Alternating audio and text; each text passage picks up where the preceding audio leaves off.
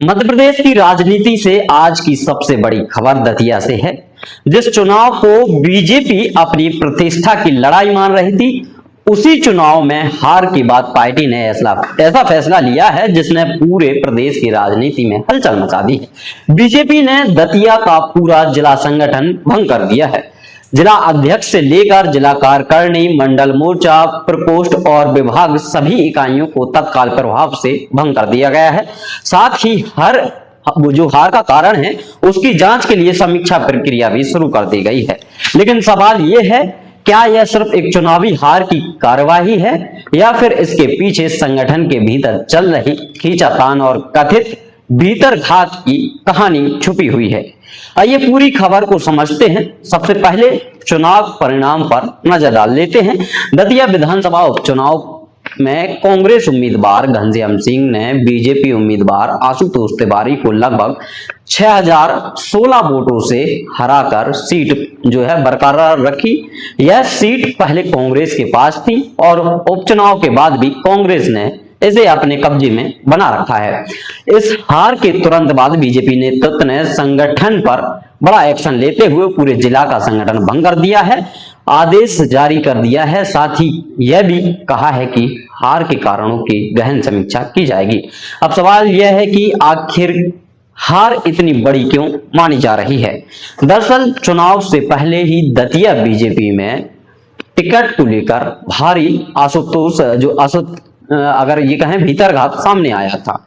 पूर्व मंत्री और कई बार के विधायक नरोत्तम मिश्रा को टिकट नहीं मिलने के बाद उनके समर्थकों ने खुलकर नाराजगी जताई थी। विरोध प्रदर्शन हुए थे और सड़क को जाम भी किया गया था और संगठन के भीतर असहमति की खबरें भी लगातार सामने आ रही थी। यही वजह है कि अब हार के बाद पार्टी के भीतर घात की चर्चा भी तेज हो गई है।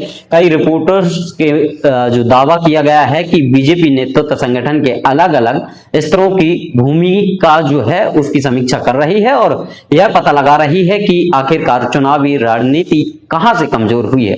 हालांकि यह ध्यान रखना जरूरी है कि भीतर घात के आरोप राजनीतिक चर्चाओं और मीडिया रिपोर्ट का हिस्सा हैं, उनकी आधिकारिक पुष्टि सामने नहीं हुई है।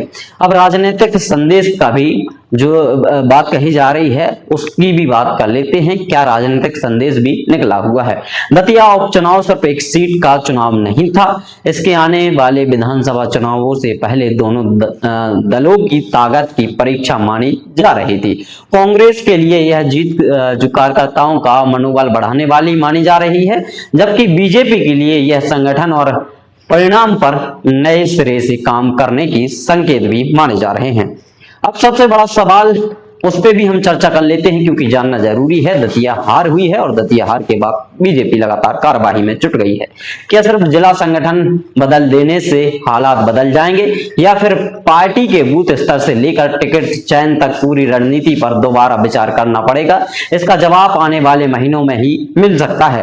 लेकिन इतना तय है कि दतिया उपचुनाव में मध्य प्रदेश की राजनीति में नई बहस जरूर छेड़ दी गई है और मध्य प्रदेश की राजनीति से नई बहस की शुरुआत हो गई है।